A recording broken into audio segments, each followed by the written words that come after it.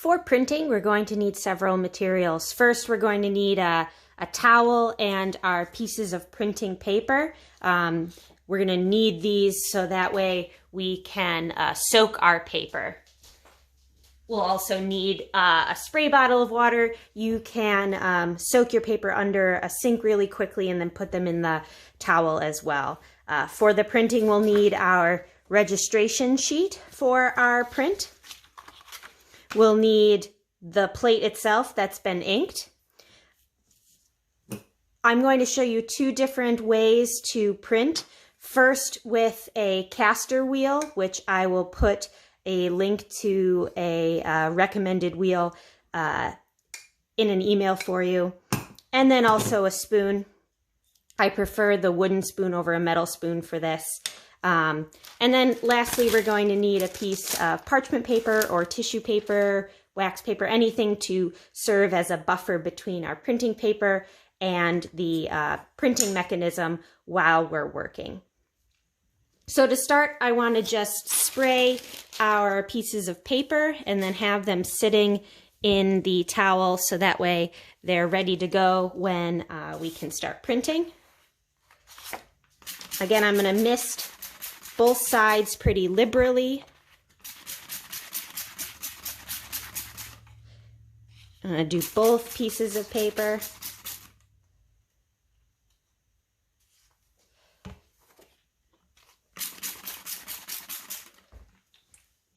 And then I'm just going to have them sitting in this towel slightly off to the side so that we're ready.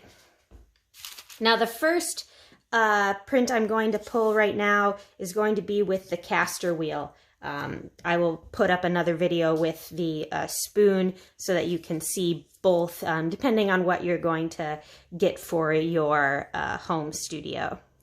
So I have my print lined up on my registration sheet.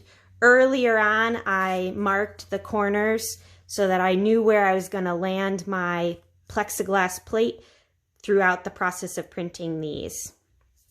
Now I'm going to take a piece of this dampened paper. This is the 300 series Strathmore paper, so it's the thinner paper, so it doesn't need to soak for very long. The 400 series paper, which is a bit on the thicker side, resembles watercolor paper, has to sit for a little longer so that the water gets soaked in. I'm going to align my paper on one corner, making sure it's square. Drop my paper down. Set my piece of parchment paper over the surface. Let me move this up a little bit. And now with the caster wheel, what I want to do is work in several different directions. First going horizontally, then vertically, then working on the diagonal, and then finally the last diagonal. And in doing this, I just want to make sure that my whole plate gets hit with the caster wheel and the pressure that I'm pushing down. That way I don't miss any of the line work that I've created.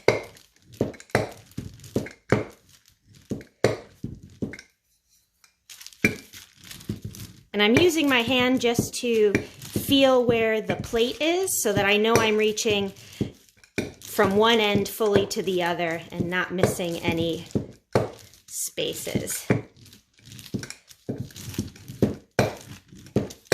It's important to make sure to cover the whole surface of the plate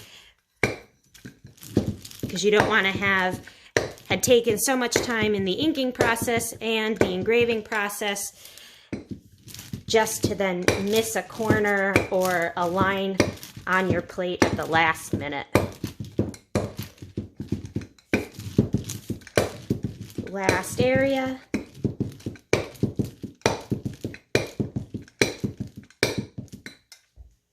So I'm going to set my caster wheel to the side, remove my piece of parchment paper, and you can really see that I have a distinct line here of a plate edge. So I know I've reached the edge while I've been pressing with the caster wheel.